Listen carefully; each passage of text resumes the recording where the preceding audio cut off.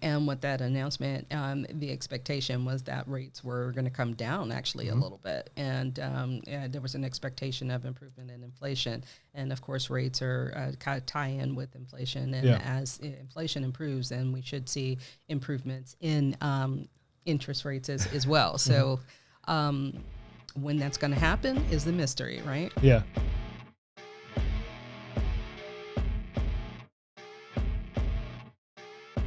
All right, so we are here on the next episode of the Unbiased Truth podcast, and I am joined today by Viva Moore with George Mason Mortgage. Thank you for joining us. Yes, anytime. Thank you for having me. Not a problem.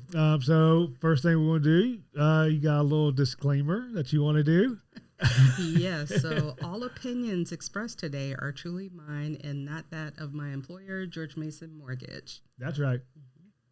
So tell us about yourself. How long have you been doing mortgages? Okay, so I've been in the industry now for 20 plus years, and I have been a mortgage originator for a majority of that time. I definitely enjoy what I do, and don't foresee any future changes right now. Nice. Well, what did you do before this? Before this, immediately, I was a consumer banker in the banking division a few employers ago. Yeah. So that's where I started and gradually went into mortgage. But again, mortgage has been 20 plus years. Yeah. There's a lot of people that come into the industry from various walks of life. A lot of teachers I've come across. They used to be teachers. So it's interesting, you went from banking to mortgage, kind of staying in that realm. And the funny thing about it is if I were to do anything else other than banking, it would be teaching. Interesting. Yeah, I would do anything but teaching. Yeah.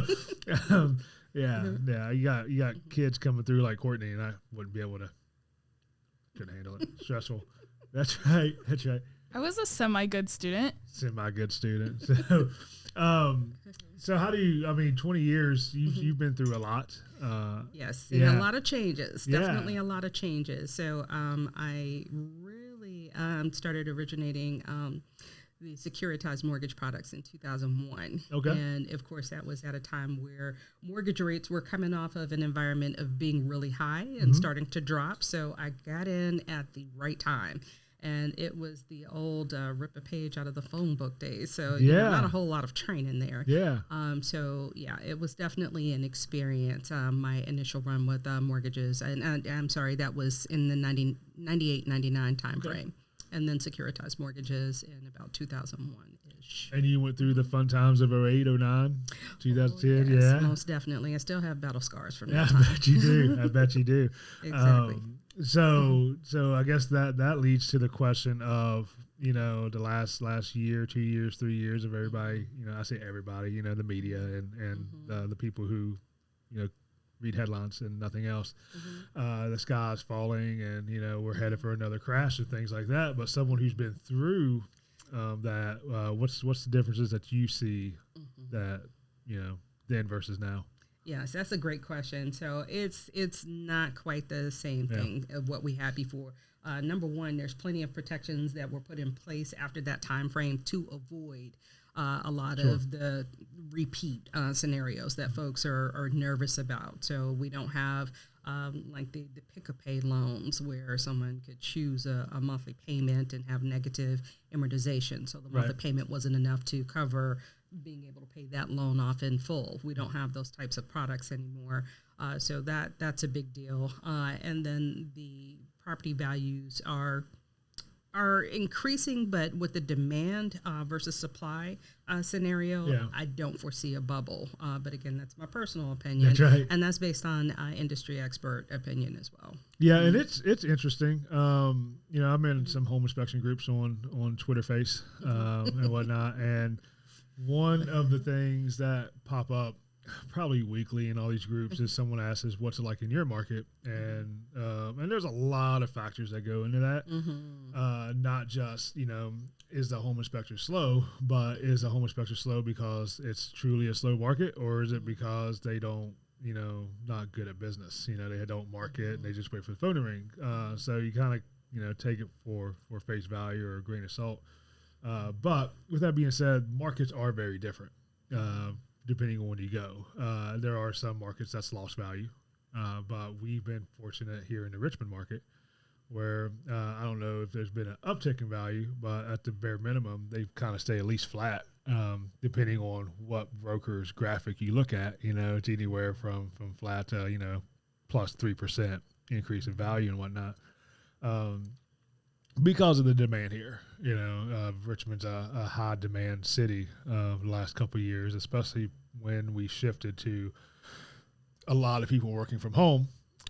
We had a lot of people from Northern Virginia. Like, I could work from home from Richmond. Absolutely. And get more house for less money. Absolutely. Than what they were getting up there. So that's where we saw a lot of influx of cash buyers coming because they sold their townhouse for $1.2 million and got the same exact townhouse for $400,000 down here. So. Exactly. And, to add to that, it's not just that the Nova borrowers. For one while, I had an influx of buyers from California. Yes. Who have caught wind of Richmond being the magic city here. Yeah. I mean, we have the sweet spot here. Mm-hmm. I mean, we're close to everything. If you want mountains, you want ocean, you want the bigger metropolitan areas. Yep. We have it all. So we're definitely in a good position. And the great thing about Richmond is our market never really did overheat like the Californians, and the Floridas, et cetera. So we're not experiencing the adjustments that other cities are experiencing. Mm-hmm. So, yeah. Yeah, we had quite a few people from California doing inspections for it. Yeah, I forgot all about that. But yeah, Nova in California.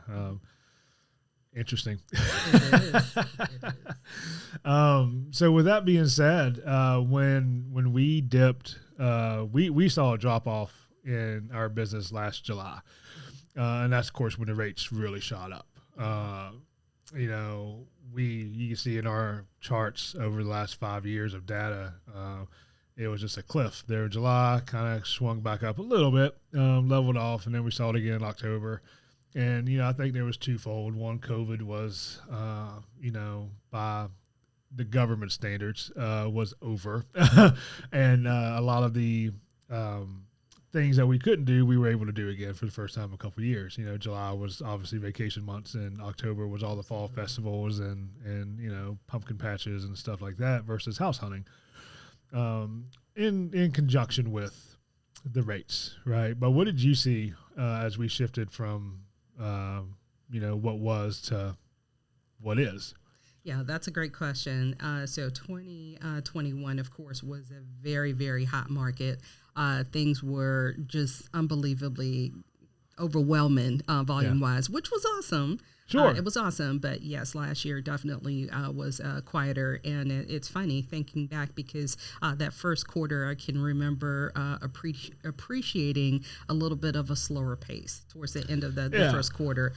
Like, okay, a nice little breather. Let me enjoy the reprieve. Yeah. And then expecting, of course, as the market got into the summer months, late spring months in the summer, expecting the volume to be higher, and it did drop off. Yeah.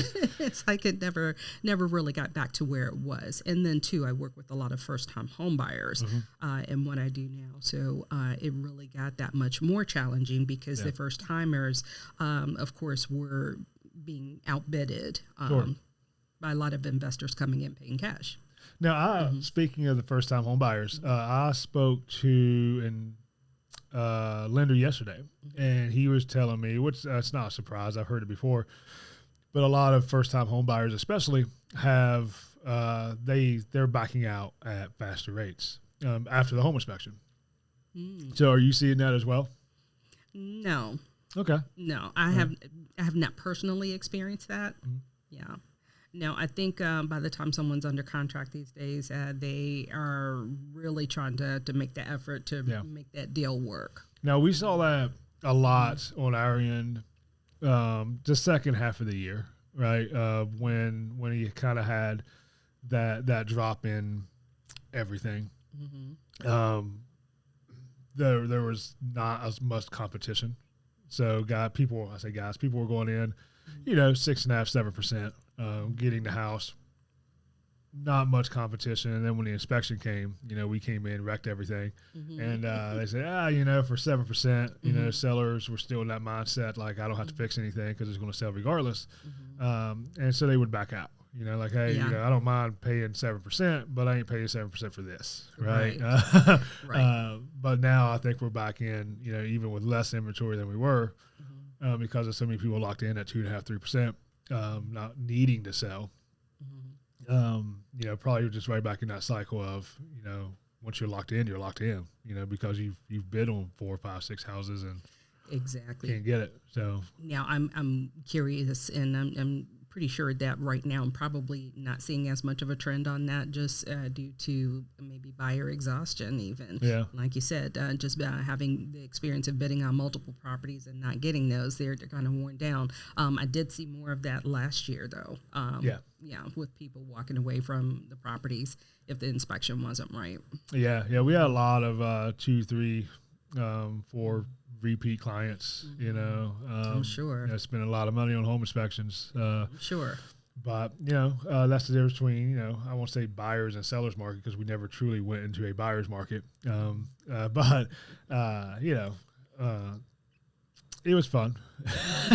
It was fun. Fun for who? Fun for us. Fun for us. That's why I told somebody the other day. I said, yeah, fun for me, not for you. You know, good cross space for me, not for you. So Gotcha. that was agent. And I got out of the cross space. The client wasn't there. And she said, so I said, well, good news is lots of social media content.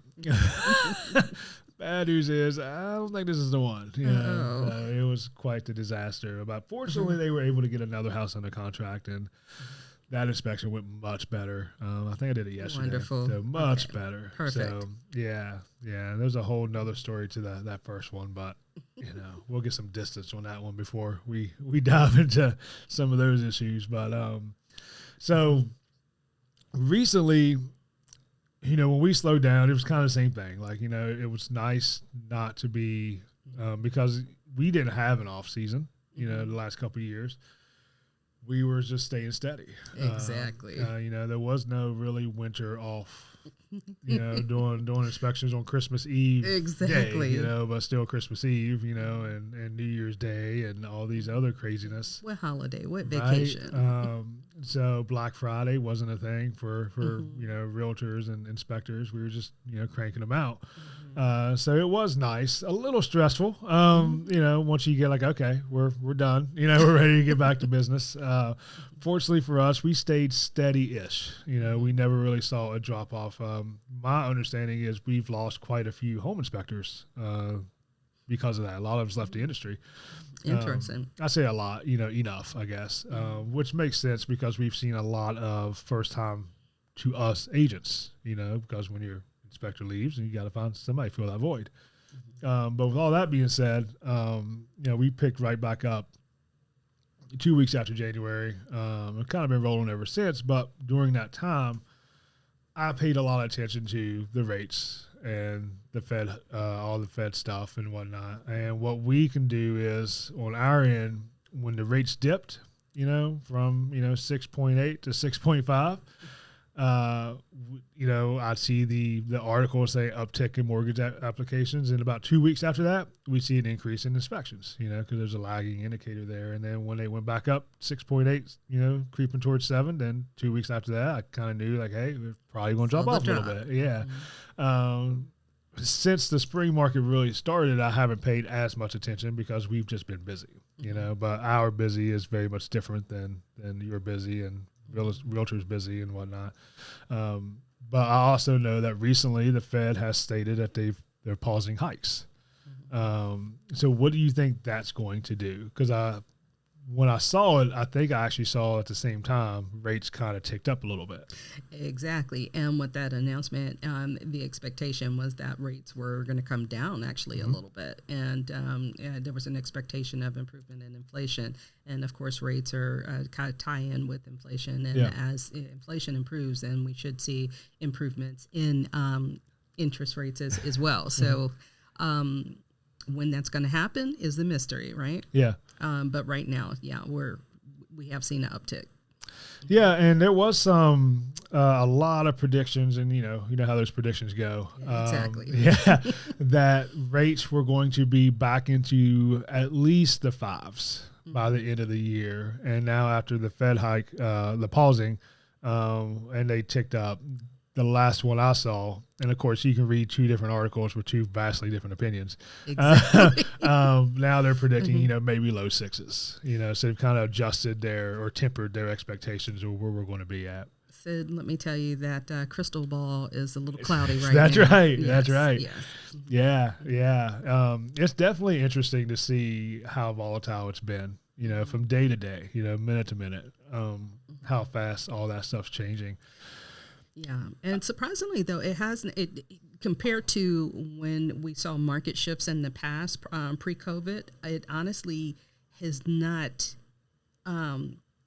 Well, other than when we saw the initial uptick, it hasn't been nearly as volatile as some of the other times that we've seen. Sure, and I think, and this is what I said last year. We needed to get away because 2.5-3% wasn't sustainable. It was a blip.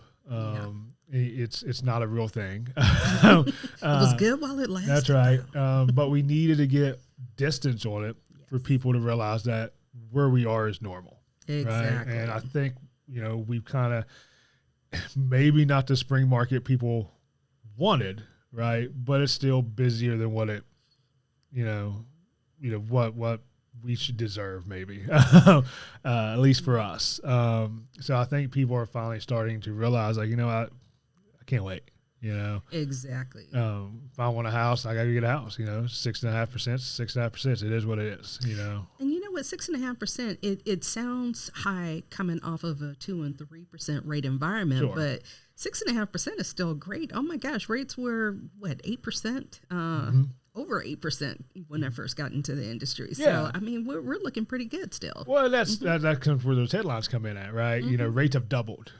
Sure, 3 to 6 is a double. I get it, but we're not talking about 6 to 12. Right. I mean, context is important. I mean, obviously the biggest issue is the prices that come along with the rate, and buying power. And as long as we squeeze out our inventory the way we've been doing it, it's challenging, but again, that's supply and demand, and that's 6.5-7%. It's okay. Exactly. And I mean, the affordability factor, I know that's a buzzword right now, but we have to be able to look at, what are rents doing compared to what are mortgages doing? And rents are also increasing. So as long as someone can still purchase with a comparable payment to what they're able to pay rent for, I mean, it still makes sense to purchase. And even outside of that, even if the mortgage payment is a bit higher, it's still an asset that's going to appreciate at some point. Okay, so there's that return there. Whereas rent, there's what return do we get on rental payments? Yeah, absolutely. And the other thing is they're not really building apartments a whole lot anymore. Places for you to rent. So that's another issue that can force people into. It's all subdivisions and all those fun things, or there's some, in the city and stuff like that, but it's just not, not to meet the population demand where we are. So it's an issue on both sides, whether it's home ownership or rentals. It's an issue we just don't have enough. Yeah, so true.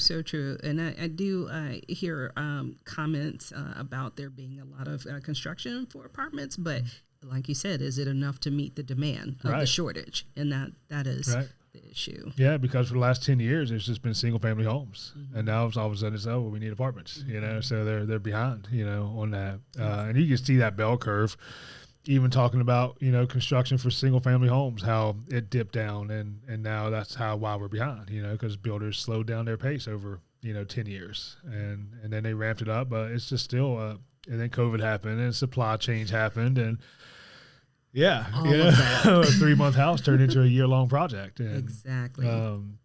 So it was a huge mess.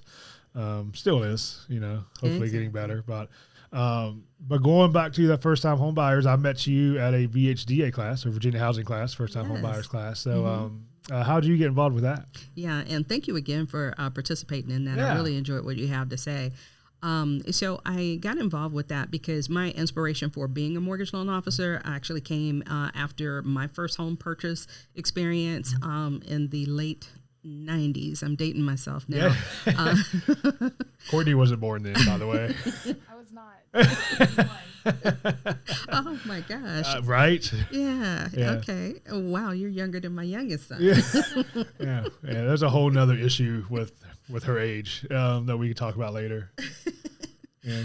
Yeah, but that was my whole inspiration for being a part of the industry. Initially, when I first started as a loan officer, I was in a call center environment, which was it's funny how you go from role to role, and it's a different experience. It's a different clientele, a different way of handling that scenario. But after that experience, I really wanted to work more so with first-time home buyers, but the call center type of environment is not necessarily the best format for those types of products, like Virginia Housing. So I got more involved with Virginia Housing loans around the 2008 timeframe, which is when I went into the field.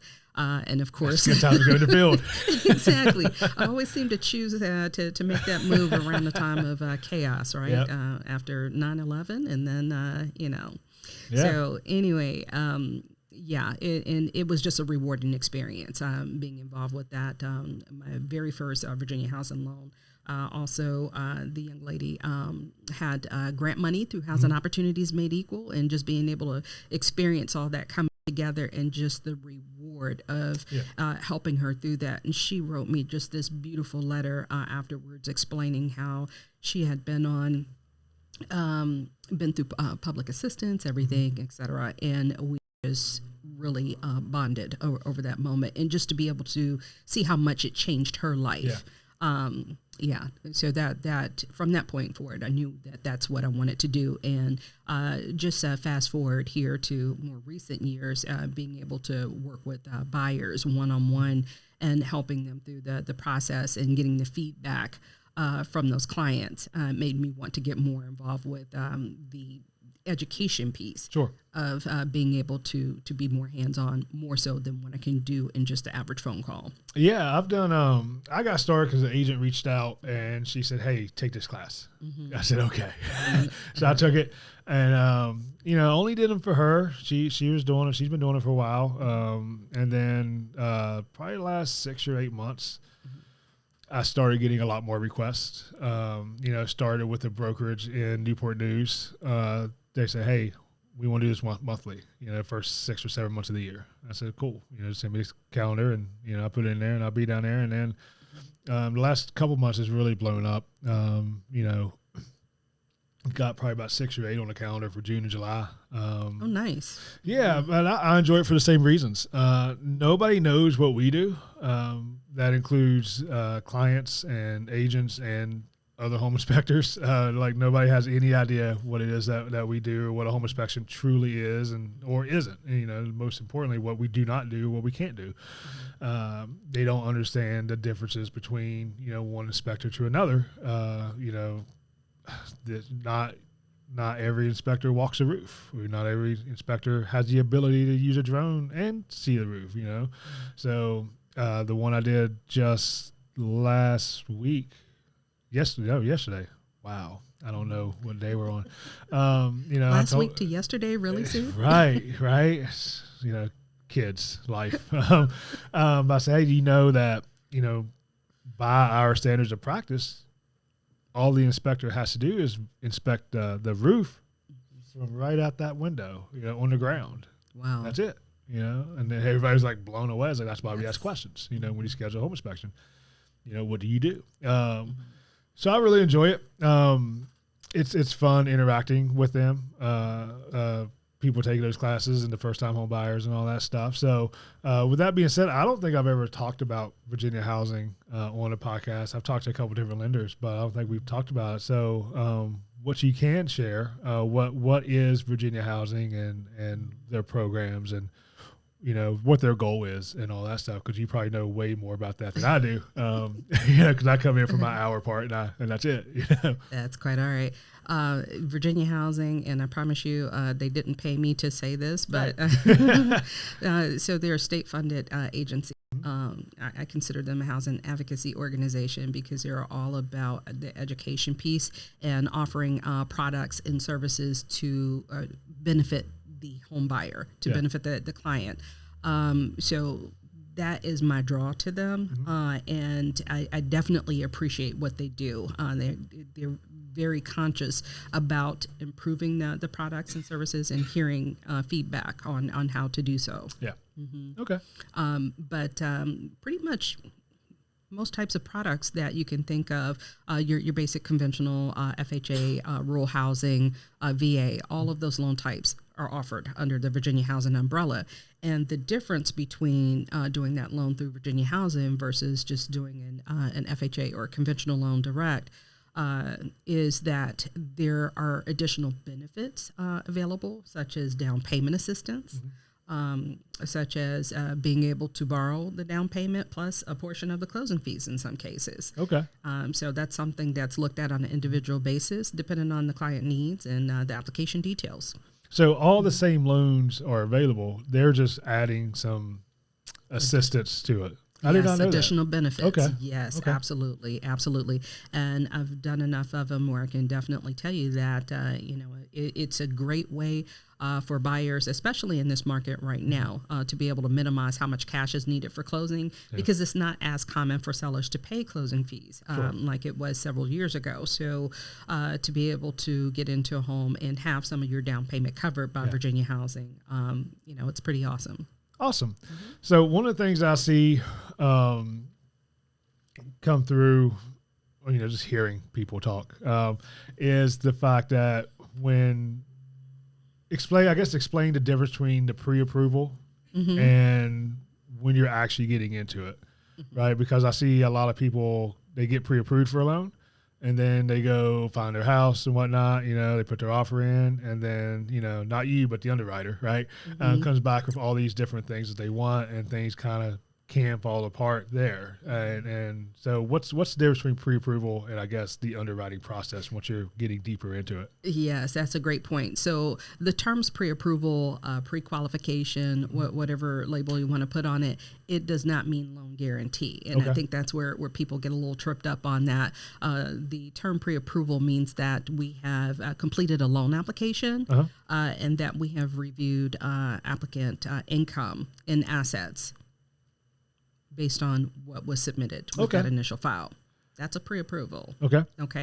The underwriting process is going to be a layer more detailed in that it is not only going to be that application and validation of the income and assets used for that loan, but we also have to validate other key factors to be able to approve that mortgage. And the underwriter is the last opportunity basically to evaluate all of that information and to make a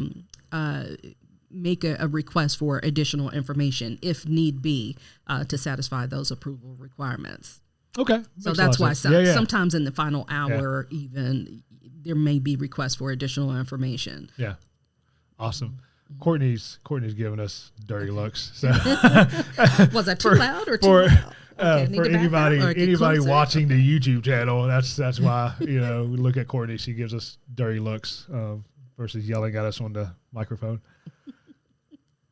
Yeah, just nod her head. Yeah, drinking her drink. That's meant for early Courtney, not late Courtney. I was 2 minutes early. By the way, 2 minutes. 2 minutes. What's some? 2 minutes is 2 minutes. That's right. Yeah, that's early. That's early. I get you. Uncle Sam will do a lot of good for you. Not the Air Force, but the other branches. So, yeah, you're right on par for the Air Force.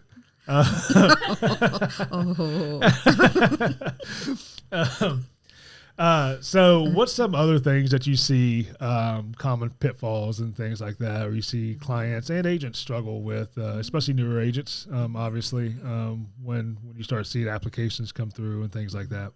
Yeah, I would say the more common pitfalls that I would see with applications is just the slow response on being able to provide documentation. I don't think a lot of folks really realize what that documentation is for and why it's so important that we have that information. And the clear, the picture we can paint for the underwriter without having holes in the application. In other words, questions, try to address the questions up front, right? So that by the time the underwriter gets the file, the question is already addressed. Okay. Okay. So just making sure that the information is complete.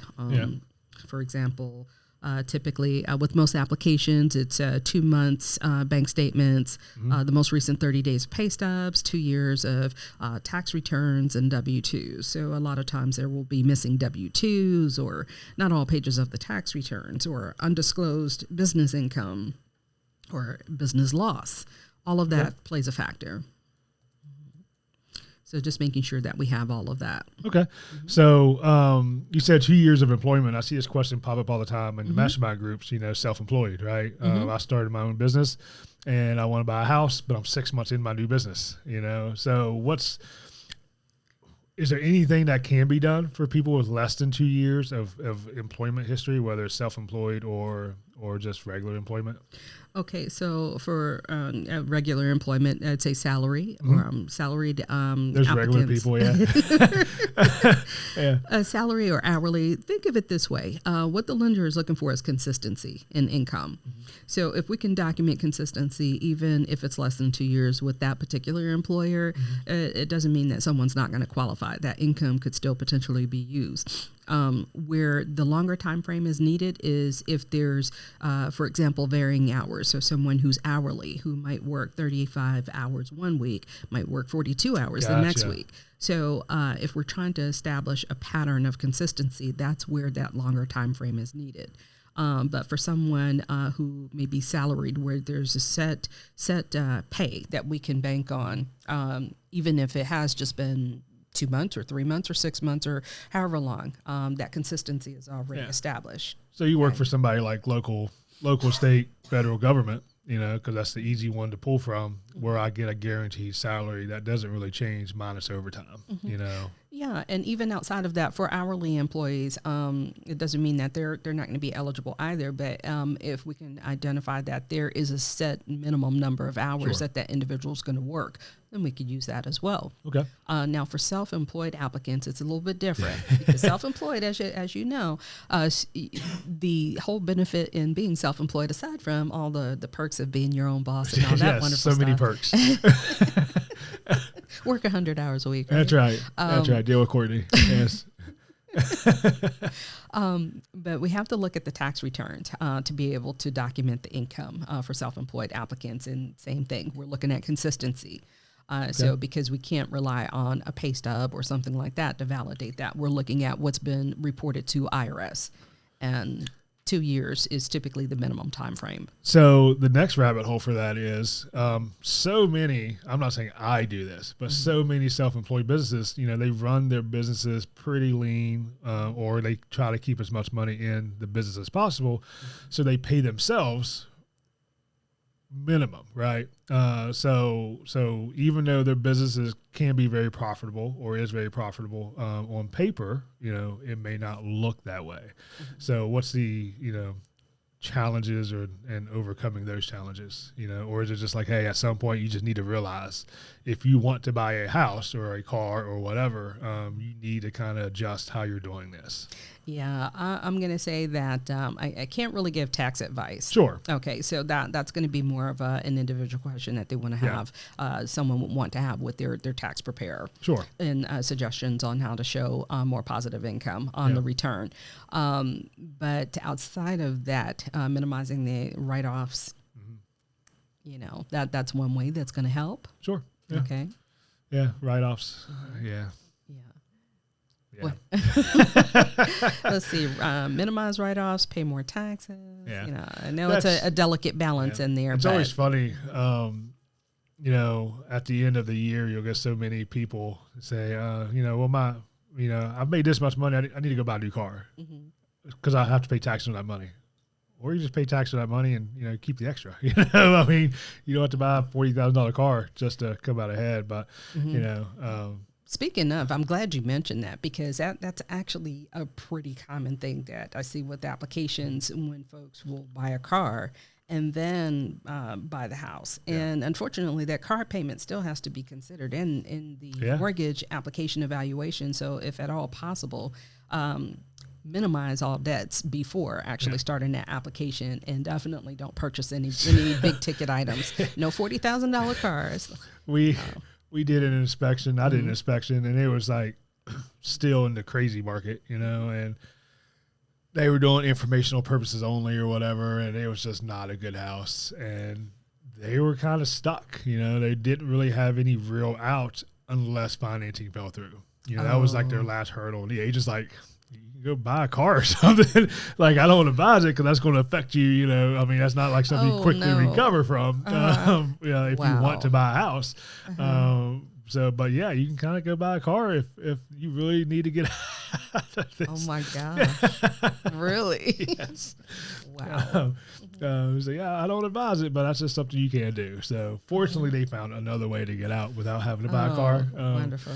Because obviously you go buy a car, that might be the end of your house hunting right there. So depending on the scenario, I mean, it's not going to affect everybody that way, but it's for an those additional clients it debt. want to affect. They would have been done.